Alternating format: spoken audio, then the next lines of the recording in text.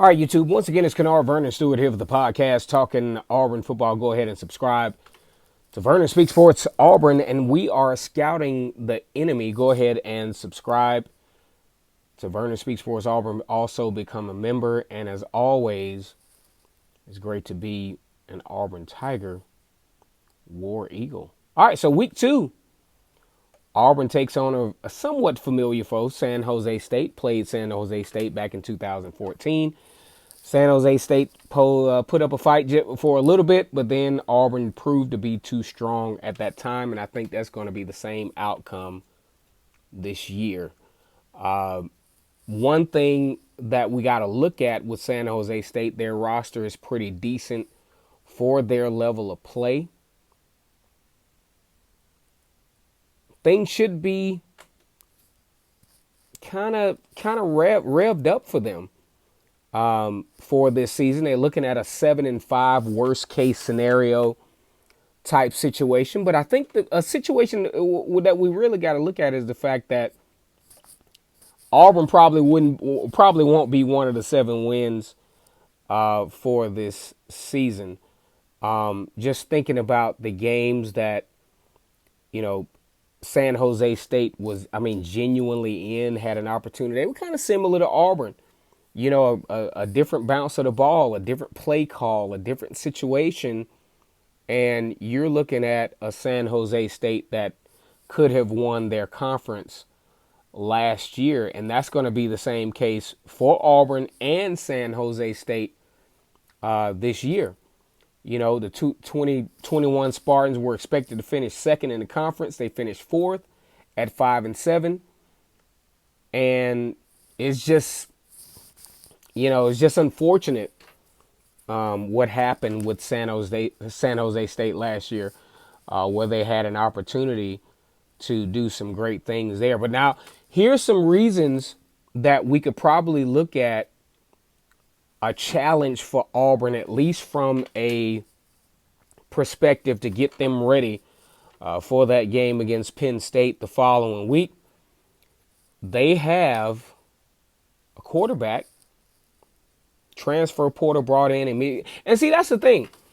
The transfer portal is really bringing some good things in to the college football where you may miss it on the front end, but you may be able to get it on the back end. Auburn has really done a great job on the transfer portal with, supplementing their roster.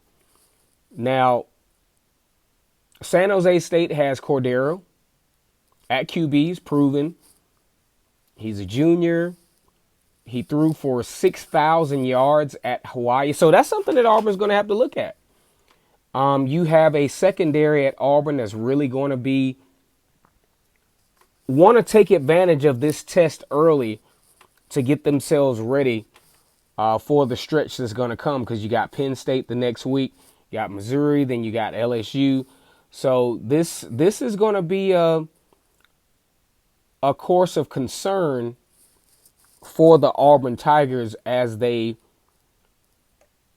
probably coast by Mercer, at least we hope so, and then roll on to San Jose State. But just looking at Auburn's roster and looking at even best case scenario recruiting wise for San Jose State, this should not be a game that Auburn is severely challenged by. I think Auburn is blessed with a blue chip squad that a lot of people are not giving a lot of credit for. And, by and large, you have one of the best running backs in the SEC at least. And you have a very talented and unproven wide receiver core at Auburn. And then you have a situation where, I don't know about the quarterback situation now at Auburn. Now, I was kind of team Zach Calzada for a little bit, but now I'm really looking at a serious battle between TJ Finley and Robbie Ashford. And depending on how TJ Finley has developed, This game right here, I think is going to come down to who is going to be the starting quarterback come the first. I would say, based on the roster, based on everything involved, Penn State, in likely terms, should be the first genuine challenge that Auburn has. I think this is an Auburn win, but it depends on the type of win. I think Auburn has to be dominant in this game.